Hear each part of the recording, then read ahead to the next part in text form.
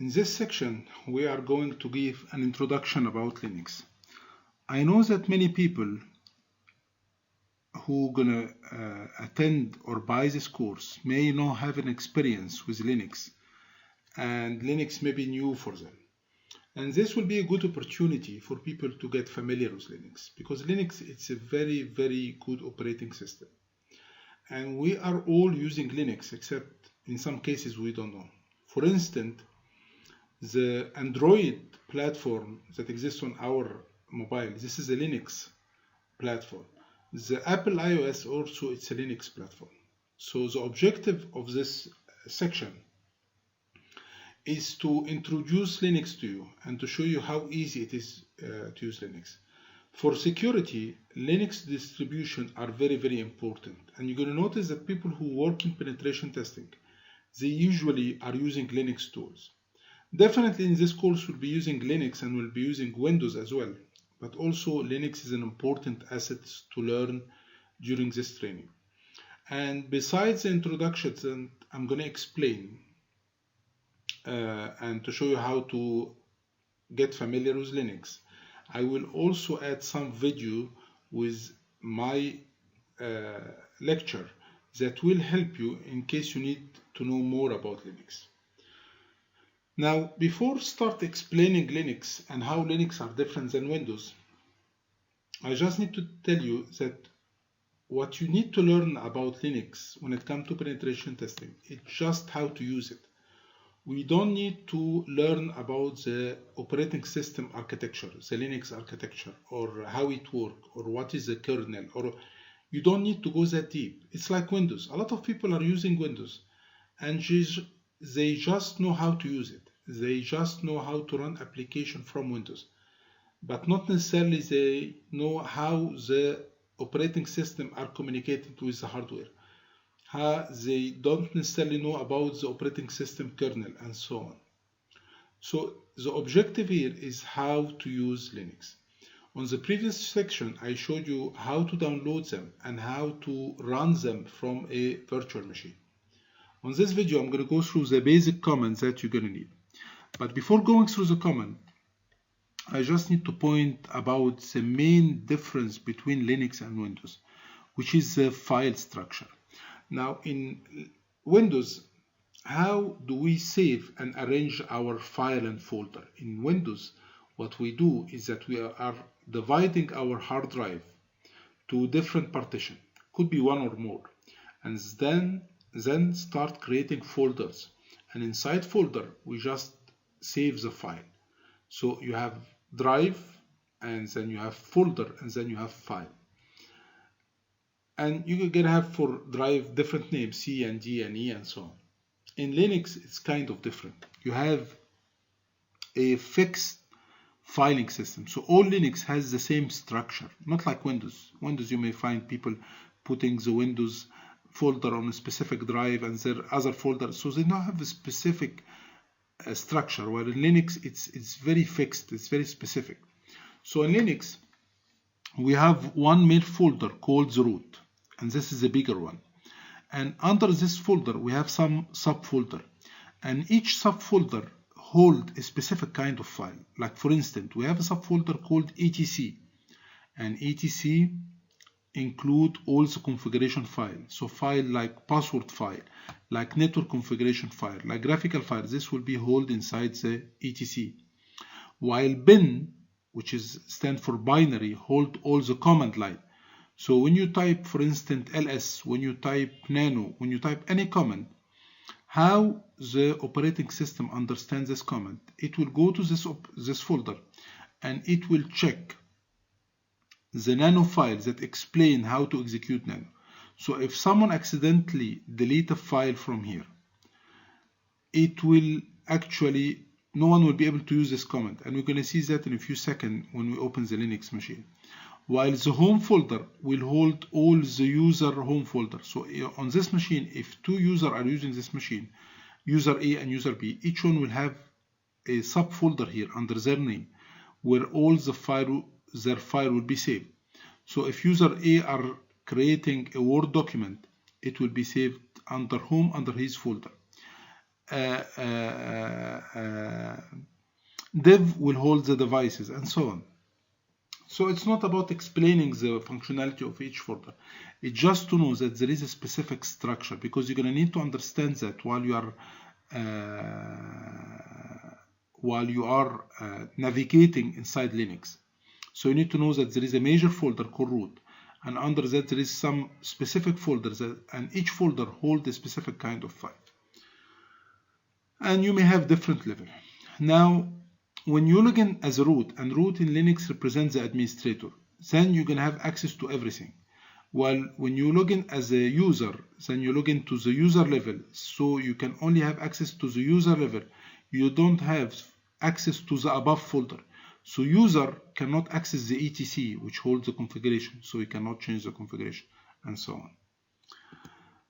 Now let me show you a Linux machine and how to start it. So what I'm going to do, I'm going to shut down this machine, and I'm going to start from the beginning, and we're going to open the VMware, and I'm going to start the G-Track. So when you start, after doing the previous task from the previous section, when you start a Linux machine, most of the Linux will start in the command line. Some of them will start graphical, but most of them will start on command line. So you're going to notice that all the commands that we'll be using during this training, it's like maybe 12 or 15 commands. So you will not do any effort to memorize a lot of command and a lot of syntax. It's just few commands that we'll be using during this course.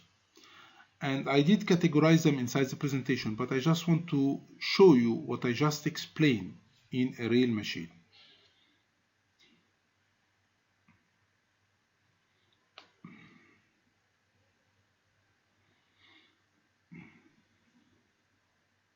So once any Linux or most of the Linux start in a command line.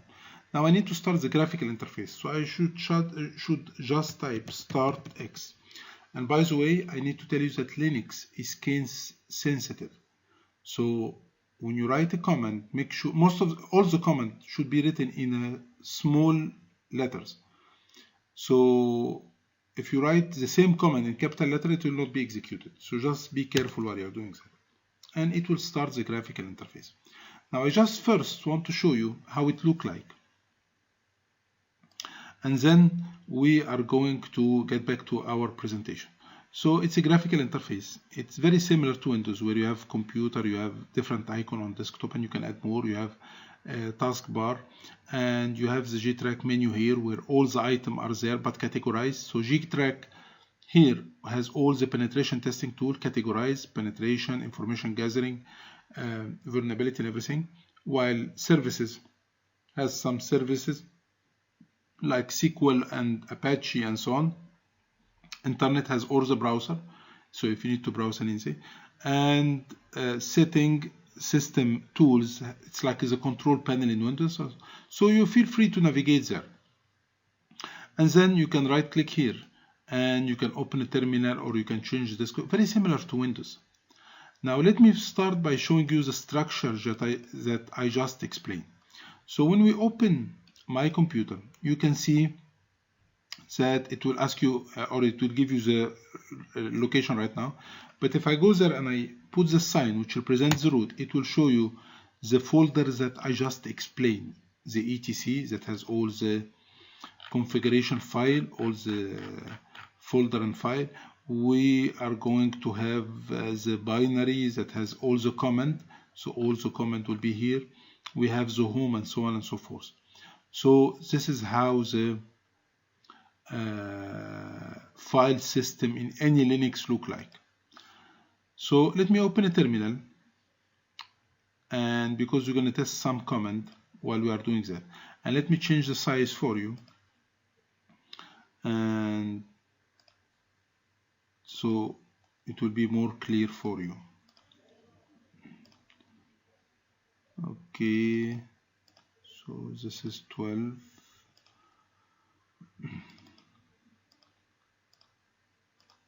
So I'm going to just change the size of each one of those, and I can even change the color so it will be clear. So it's, as you can see, it's quite easy to use that, and you can navigate and you can discover that. So in the command line, we're going to use that in many ways and in many cases. So yes, we can use the tools, the graphical tools here, but also you need to have some common basics about Linux. So let's get back to our presentation and let's explain what exactly we need to be aware of. So the commands that you need to know the basic command. Like for instance, and by the way, I also going to add a document that include all the commands that you're going to need in Linux. So you don't have to worry about memorizing them. So for instance, to check the file where you are standing, ls, which list will show you the file. So you only have one folder by the name of desktop. But if I go to the root and we use the cd or change directory to go to the root and type ls, you can see the file on the root, which is the same folder that I just explained.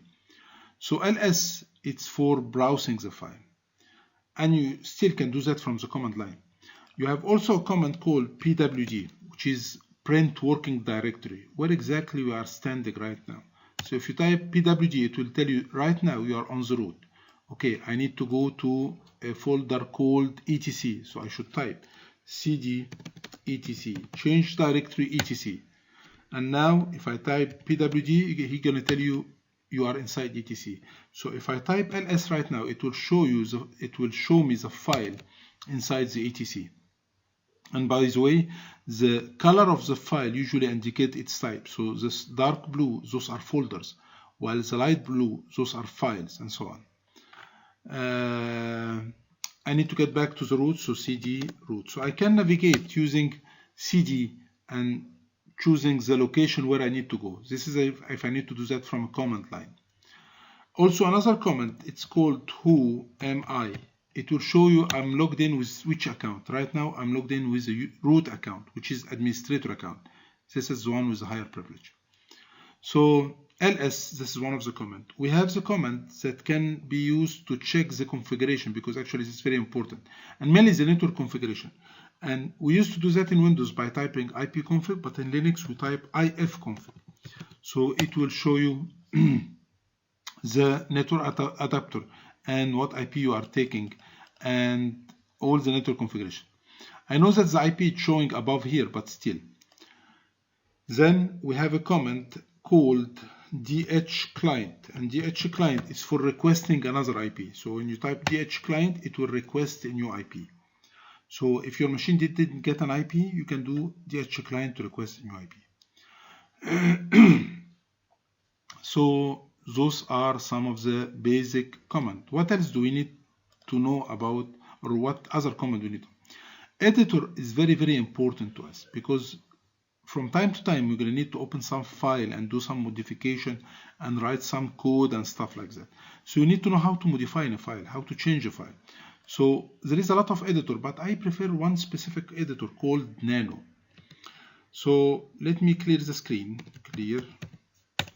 and let's check the file. So assume that, let me go inside the etc, because a lot of files are there. So if I go there and I check the file and assume that I find a file called, let's take for instance this one, zlibc. So we can type nano and the name of the file, zlib. And by the way, in Linux, one of the nice things that you can do is that you don't need to write the full file name. A lot of files will have a long name, so you just type like the first three letters, and tab will continue the name for you. And I can open, and it will open the editor, and it will allow us to modify where you need to modify. And once I'm done, as you can see below, you can type on Control and X, so it will close the file, and it will ask you, would you like to save? Definitely. For me, I will not, because this is a configuration file. So Nano Editor, it's a very, very important editor that you can use. but I still have some graphical editor if you are not feeling comfortable. So I can go here, I can go to the root, and in any folder I would like to go, etc for instance, and I can open any of those files. Those are folders, the orange one are folders, so I can go here for instance and I can open the file and I can modify. So you can use the graphical one, it looks like a notepad, or use, I prefer the command line, but you know, they are the same. So it depends on you. And you can even use the same Windows feature in dragging it. So I can drag a file and drop it on the desktop, or drag from one folder to another. So you still can use most of the Windows function. So this is regarding the editor. Okay. Now the navigation command, which is CD, and the location, this is actually we already went through that. Change directory will take you from one folder to another. We have another command which is the CP, copy command, and I can do that, copy for instance, and then I can put the source and destination. So assume that I need to copy this file that I was just working with, and I wanted to put it inside the binary folder. So I can type copy, but I have to specify the full path from the root, from etc, the file which is zch, and the path, okay, this file, and then I want to put this folder inside the root under the binary folder, and you can put that so it will be copied to the same name. So now if you go to the binary folder, let's check, you should find this WIR file there. So copy can be used, you can drag and drop, which is much more easier, but I want to show you different options that you have. And if you open binary, you should find this file, which is, where is it? It should be at the end, because here you go. So it has been copied. We can use copy or move. We have a similar copy MV. This will move the file, it will not copy. So it's not that hard. And in this stage, what I want you to do is just open the Linux and know how to run the graphical interface and how to open a terminal. And while we are explaining the course, you'll be learning that and you'll be doing that yourself. So you don't have to worry about that. Last thing that I want to point to inside this video, which is Linux has a very, very good help and online support. So, and it's free, most of them are free. So let's clear the screen and let's go to the root. So for instance, if you need to use a command like nano, but you don't know how to use it, you just type -help and it will show you how to use it and any switch related to it and a usage of the command and so on. So you can use that as well if you forget, because you're going to notice that some of the command will have a lot of switches, -x, -s, -o. So sometimes you'll forget that. So don't worry about memorizing them. Just type -help after any command and it will explain to you how it should run. Besides, on the internet you'll find a lot of websites. Just type any command, how to do that in Linux. A lot of resources are much more available than Windows resources. And additionally, I'm going to add with this video a couple of videos related to the Linux and some documents that will consider as a reference that include all the comments. But as I told you, you don't have to worry about Linux. It's very, very easy. And if you have any question about Linux, please post a question and I'll get back to you very fast, explaining that, how it's done, and if it's needed, I may create a video just for your question. So this will be it for the Linux, and I want you to start the Linux. I want you to get familiar with before starting the course. And don't worry if it's not that friendly, you'll get more familiar with when we start the next section. Thank you so much.